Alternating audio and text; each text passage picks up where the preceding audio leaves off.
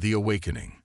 The grand chamber of the Galactic Assembly glittered with the light of 1,000 stars, its curved walls displaying real-time projections of distant nebula and cosmic phenomena.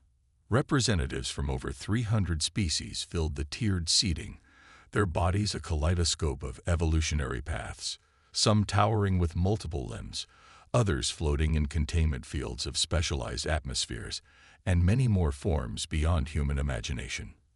At the center of this cosmic theater stood Ambassador Elena Chen, a solitary human figure in a simple Navy uniform.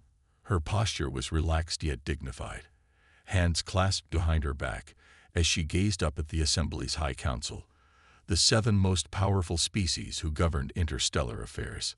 "The vote has been tallied," announced Vex Moore, the massive arthropoid leader of the council. His mandibles clicked in what passed for amusement among his kind. With an overwhelming majority of 298 votes to 2, the Assembly has determined that Earth and its colonies shall be designated as a Class C civilization, subject to resource extraction and labor allocation.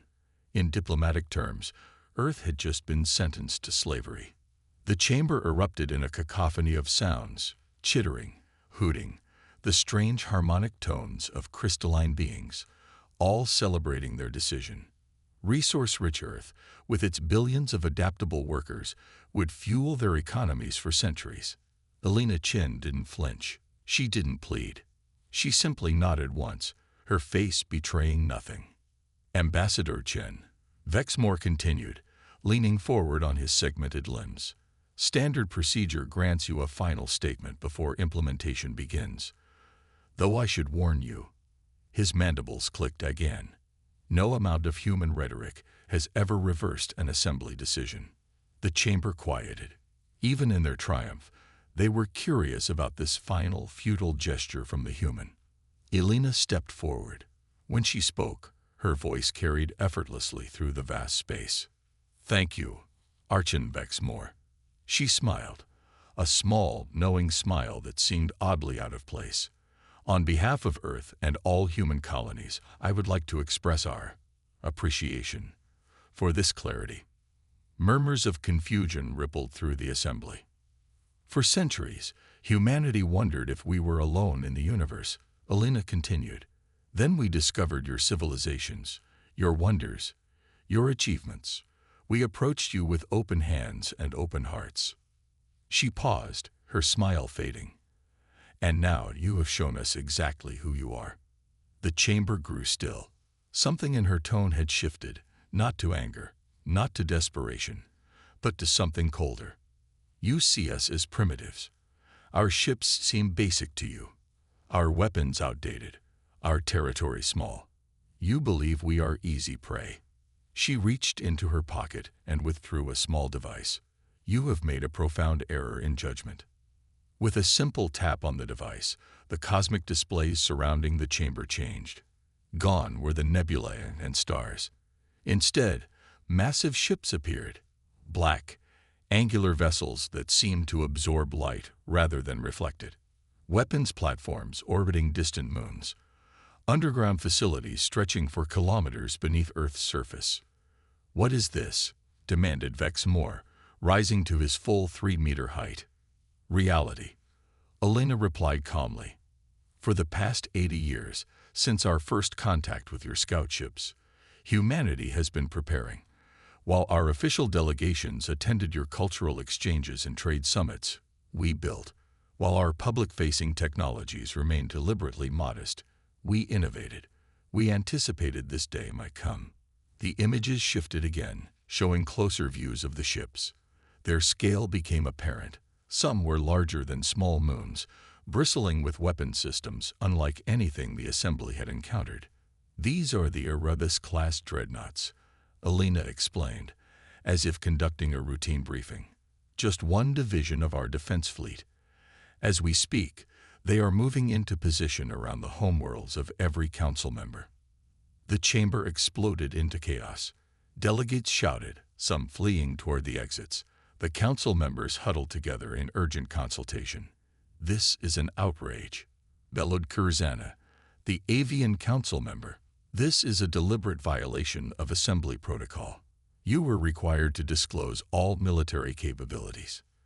Elena looked at the bird-like alien with something resembling pity. Just as you were required to conduct fair and impartial votes on civilization classifications, we simply played by your unwritten rules. She tapped the device again.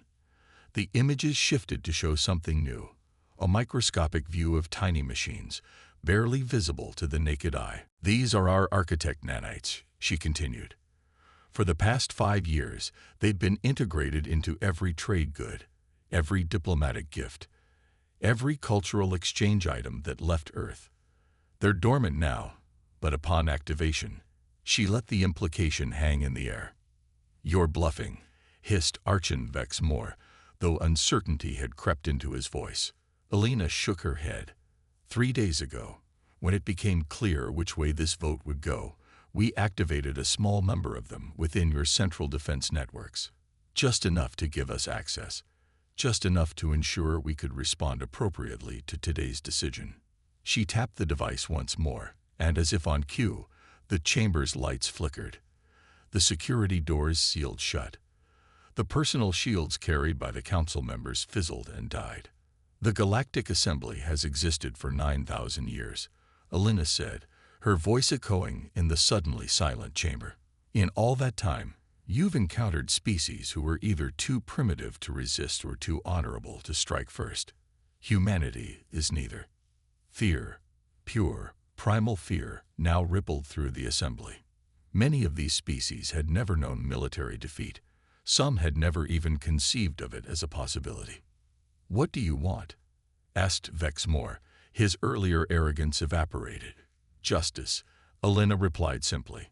The 2 votes against our enslavement came from the Tellurian Collective and the Otheri Concordance. They alone recognized our right to exist freely. They alone will be spared what comes next. She stepped back from the central platform and gestured to the exits, which hissed open. You have 6 hours to evacuate your diplomatic personnel from this station.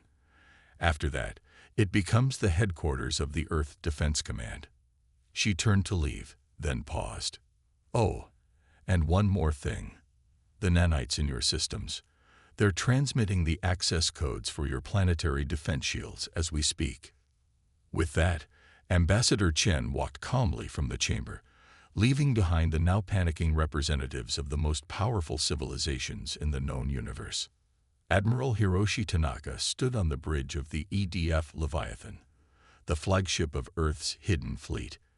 At 87, he was one of the few who remembered the very beginning. The first contact, the secret meetings, the decision to prepare in silence. Status report, he ordered, his voice steady despite the gravity of the moment. All ships in position, Admiral, replied his executive officer. The Erebus squadrons have achieved geosynchronous orbit over all 7 Council homeworlds. Shield penetration protocols are ready. Tanaka nodded. And the evacuation. Our intelligence suggests they're taking Ambassador Chen's warning seriously. Most diplomatic ships have already departed the assembly station. Good. Tanaka moved to the central holo display, where a real-time map showed the positioning of Earth's forces throughout the galaxy. They had been hidden for decades, some in deep space, others disguised as commercial vessels, many more concealed within rogue planets and asteroids. A soft chime sounded, and Ambassador Chen's face appeared on the main screen. Admiral, she nodded in greeting. I'm aboard the transport vessel now. The message has been delivered. And their response. Chen's expression was grim, exactly as expected. Fear, then denial, then desperate attempts to communicate with their military commands. When I left, the Zoret delegate was threatening to personally eat my liver. Despite everything, Tanaka smiled slightly. They always were a dramatic species. The 6-hour window was a courtesy, Chen reminded him, if they attempt to mobilize their fleets. Then we move immediately, Tanaka finished. I understand. Safe journey, Ambassador. As the communication ended, Lieutenant Commander Oshiro approached with a data tablet. Sir, we're receiving thousands of transmission attempts from across the galaxy. It seems the news is spreading. Let them talk, Tanaka replied. Let them beg. Let them threaten. In 6 hours, none of it will matter. He turned back to the holo display, watching as the first of the assembly's evacuation vessels fled the station. They moved like startled fish, darting frantically in all directions. They never imagined we could be a threat, Oshiro observed quietly. Tanaka's face hardened. No. And that was their mistake. Humanity spent its entire history fighting itself, preparing for enemies that might never come. When we finally met aliens, we hoped for peace. We truly did, but we never stopped preparing for war. He looked out at the stars, at the distant pinpricks of light that represented inhabited worlds. And now they'll learn what humanity does to those who threaten our freedom. 6 hours later, as the last diplomatic shuttle cleared the assembly station's docking ports, Admiral Tanaka gave the order. Begin Phase 1. Throughout the galaxy, human ships emerged from hiding. The Erebus dreadnoughts, visible now above the Council homeworlds, activated their primary weapons. Not to fire, not yet, but to demonstrate unmistakably that they could. On thousands of worlds, the dormant nanites awakened. They didn't destroy or sabotage. They simply locked out all command functions, rendering the galaxy's most advanced defense systems useless. And at the assembly station itself, Earth's Special Forces teams took control with surgical precision. No shots fired. No blood spilled. Just the swift, efficient occupation of the most important political hub in known space. As reports flooded in confirming the success of Phase 1, Tanaka allowed himself a moment of reflection. This was not a victory to celebrate. It was merely the beginning of a new era. An era where humanity would no longer hide its strength or bow to the arrogance of older civilizations. Send the broadcast, he ordered. Across every communication channel, on every world that had voted for Earth's enslavement, the same message played. It showed Ambassador Chen, now standing on the Council's platform in the assembly chamber. To all civilizations of the Galactic Assembly, she began, her voice firm but not triumphant. Today marks a turning point in our shared history. The old order, built on exploitation and domination, has ended. A new one begins, one founded on mutual respect and genuine cooperation. She gestured to the empty council seats around her. Your leaders voted to enslave Earth. They have paid the price for that decision. Your military forces are now neutralized. Your defense systems are under our control. But unlike you, we do not seek to conquer or enslave. We seek justice. Her expression softened slightly. Each world will receive specific instructions within the next 24 hours. Those who cooperate will find humanity to be reasonable and fair. Those who resist, she paused. Well, you've seen just a fraction of what we can do. As the broadcast ended and the screen returned to the tactical display, Admiral Tanaka turned to his crew. And so it begins, he said quietly. The reckoning. The reckoning. The first world to feel humanity's measured response was Jora Prime, home to the Zorit Imperium, the most vocal advocates for Earth's enslavement, and the first to volunteer their battle cruisers for the planned invasion. The Zorits were a predatory species, evolved from apex carnivores on their harsh desert world. For millennia, they had conquered and consumed, both literally and figuratively. Their society was built on a simple principle: the strong devour the weak. Now, as darkness fell over their capital city of Kravash, they discovered what it meant to be prey. Silent ships descended through the atmosphere, black against the night, visible only by the stars they momentarily eclipsed. The Zorit planetary defense grid, once considered impenetrable, didn't fire a single shot. The supposedly autonomous backup systems remained dormant. Even the primitive projectile weapons stockpiled for emergencies failed to launch. The human strike teams moved with precision that bordered on artistry. They targeted military installations, government buildings, and command centers. but not with explosives or energy weapons. Instead, they deployed a technology that the Zorits, for all their warlike advancement, had never considered: targeted electromagnetic pulses calibrated to each species' technology. In less than an hour, the mighty Zorid Imperium was effectively paralyzed. No communications, no transportation, no weapons, just silence and darkness spreading across their cities. From her command post on the newly captured assembly station, now renamed Unity Point, Ambassador Chen watched the operation unfold on tactical displays. Minimal casualties reported, her aide informed her. Mostly injuries from panic and evacuation attempts. The Zorid High Command has been secured. Chen nodded, her expression somber. There was no joy in this victory, only grim determination. Bring their leader to the communication chamber, she ordered. It's time they understood the terms of their new reality. Supreme Warlord Krax of the Zorid Imperium had never known fear. His species did not evolve with that particular emotion. They knew hunger, rage, satisfaction, but not fear.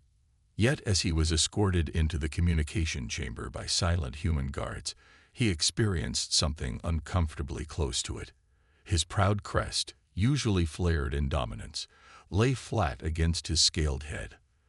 The holographic image of Ambassador Chen appeared before him, her small human form somehow more intimidating than any Zorid warrior. Supreme Warlord, she acknowledged with a slight nod. Your world is now under Earth's protection. Krax hissed, his 4 eyes narrowing. Protection? You mean occupation? No, Chen replied calmly. Occupation would involve the systematic exploitation of your people and resources. That is not our intention. She gestured, and the holographic display changed to show images of Zorid colonies, planets they had conquered, species they had enslaved or driven to extinction. This is occupation, Warlord Krax. This is what your species has done to 17 others. This is what you intended for Earth. Krax's secondary arms twitched in agitation. We are predators. It is our nature to conquer, and it is human nature to protect what is ours. Chen countered. But we've learned something your species has not. Evolution doesn't end with biology. Societies can evolve too. Predators can learn cooperation. The display changed again, showing Zorid citizens going about their lives, now under the watchful eyes of human drones. Your military has been neutralized.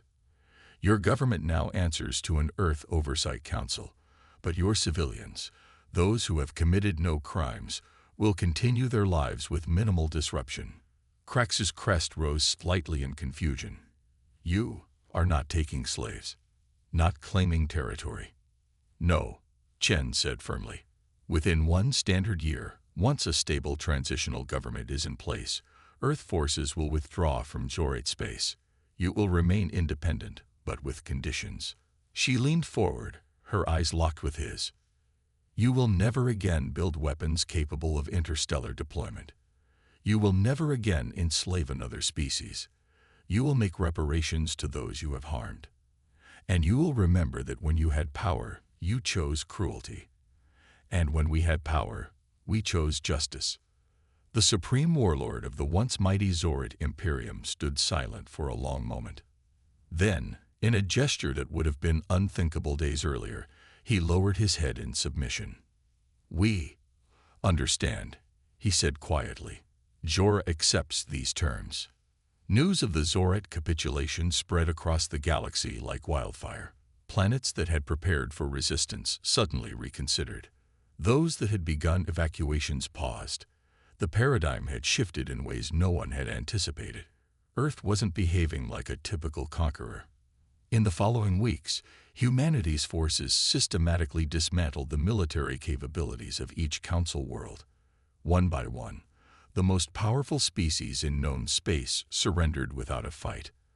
Their weapons deactivated by nanites, their ships locked in orbital stasis fields, their choices were limited. Most expected retribution, enslavement, or worse. None expected what came instead. Admiral Tanaka stood in the newly constructed Hall of Reconciliation on Unity Point, watching as representatives from over 300 species filed in. The mood was somber, tense. These were the same delegates who had so recently voted for Earth's enslavement. Now they sat before humanity's judgment. Ambassador Chen took the central platform, her simple uniform a stark contrast to the elaborate regalia of the alien delegates. "We have called you here today not to gloat, not to threaten, but to establish a new framework for galactic civilization," she began. The old assembly was built on power hierarchies and exploitation. The new galactic concord will be built on different principles.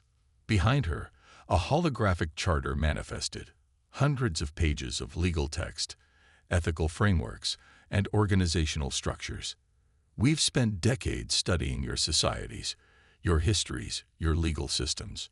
We've learned from your mistakes and your achievements alike, and we've created something new." She gestured to the document. "Every species, regardless of technological advancement or military strength, will have equal representation. Resources will be fairly distributed. Conflict resolution will be mandatory before any military action, and any attempt to enslave or subjugate another species will be met with immediate intervention." Murmurs spread through the hall, some of disbelief, others of cautious optimism. "This is not a human empire," Chen continued. "Earth will not rule. We will serve as guardians of this charter for 100 years, after which leadership will rotate among all member worlds." Archon Vexmore, the former council leader who had so smugly announced Earth's enslavement, raised a limb. "And if we refuse these terms?" he asked, his mandibles clicking nervously. Chen's expression remained neutral. "That is your right. Any world may choose to remain outside the Concord, but they will do so without advanced technology, without interstellar travel capability, and without the protection the Concord offers." She let those words sink in before continuing. "You all voted to make humanity your slaves. Instead, we offer to make you our equals. The choice is yours."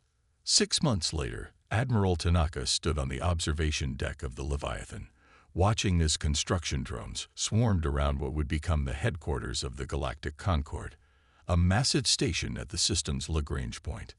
287 species have ratified the charter, reported Lieutenant Commander Oshiro, standing at his side. Even the Jorites have signed, though they insisted on adding ceremonial blood marks to the document. Tanaka smiled slightly. "And the holdouts? Just 15 worlds. Mostly the former council members and their closest allies. Pride is a powerful force." "Indeed it is," Tanaka agreed. "But reality is stronger still. They'll join eventually, when they see the benefits the others receive." He turned from the viewport to face his officer. "And Earth, how are our people responding?" Oshiro's expression softened, with relief, mostly. "The public revelations about our secret preparations were shocking at first, but now that they understand why it was necessary," he shrugged. "Polls show 89% approval for the current approach." Tanaka nodded, satisfied.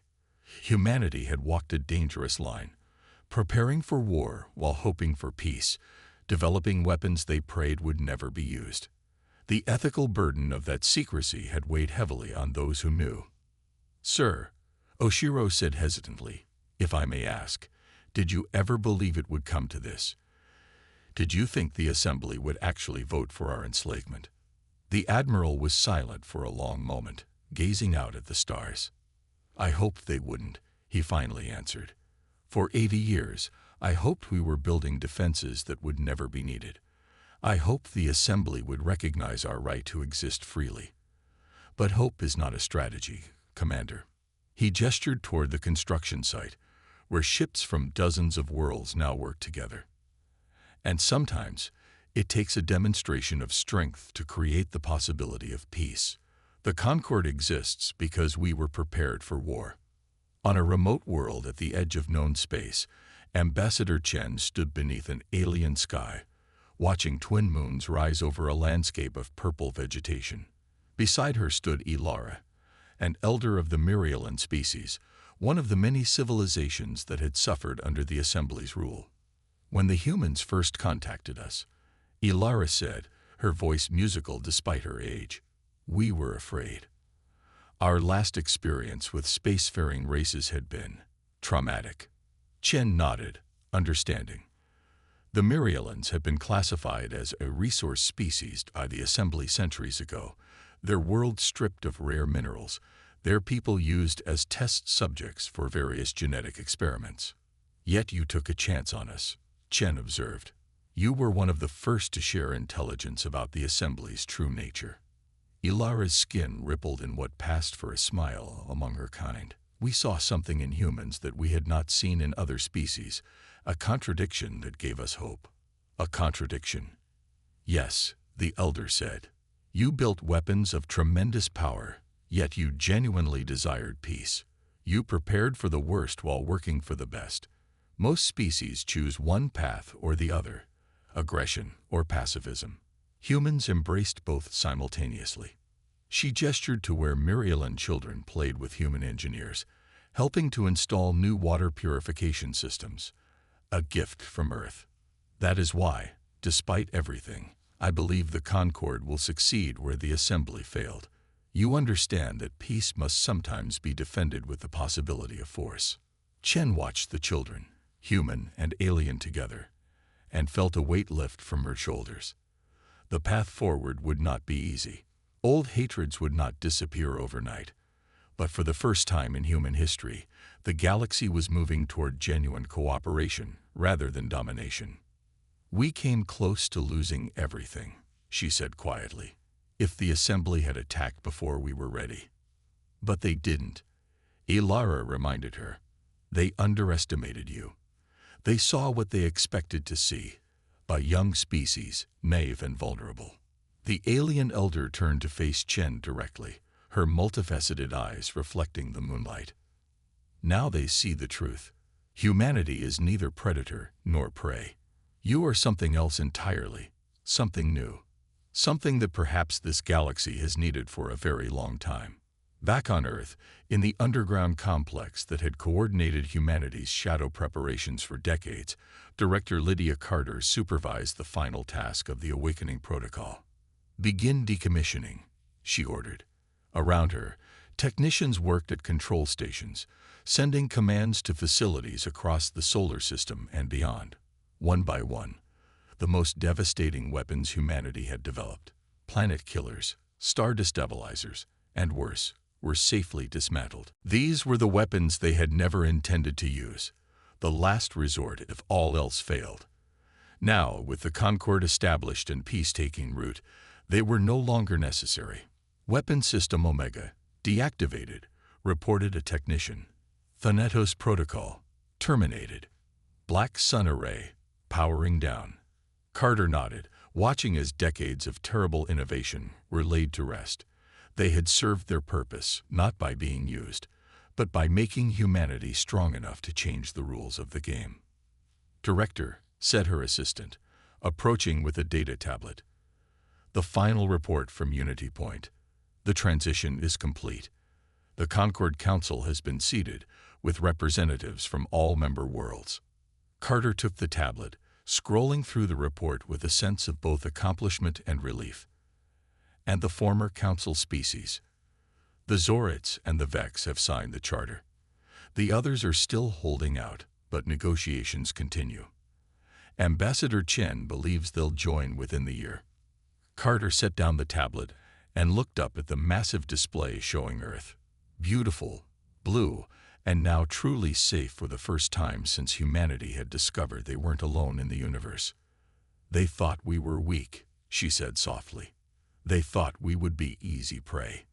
She turned to her team, the men and women who had worked in secret for so long, preparing for a day they hoped would never come. Instead, we showed them something they had never seen before, strength tempered with mercy, power used for justice rather than domination. As the last weapon system went offline, a soft chime sounded throughout the facility. The Awakening Protocol was complete. The reckoning had ended, and humanity had emerged not as conquerors, but as guardians of a new galactic order. "What now?" asked her assistant. Carter smiled. A genuine smile, free from the burden she had carried for so long. "Now," she said, "we build something better than what came before. Something that will last." Outside the facility, Earth's citizens went about their lives, most of them still adjusting to the knowledge that their planet had nearly become a slave world, and that their leaders had been preparing in secret for generations to prevent it. But as news of the Concord spread, as the truth of what humanity had accomplished became clear, a new sense of purpose united them. They had faced extinction and emerged stronger. They had confronted tyranny and created justice. And in doing so, they had changed the course of galactic history forever.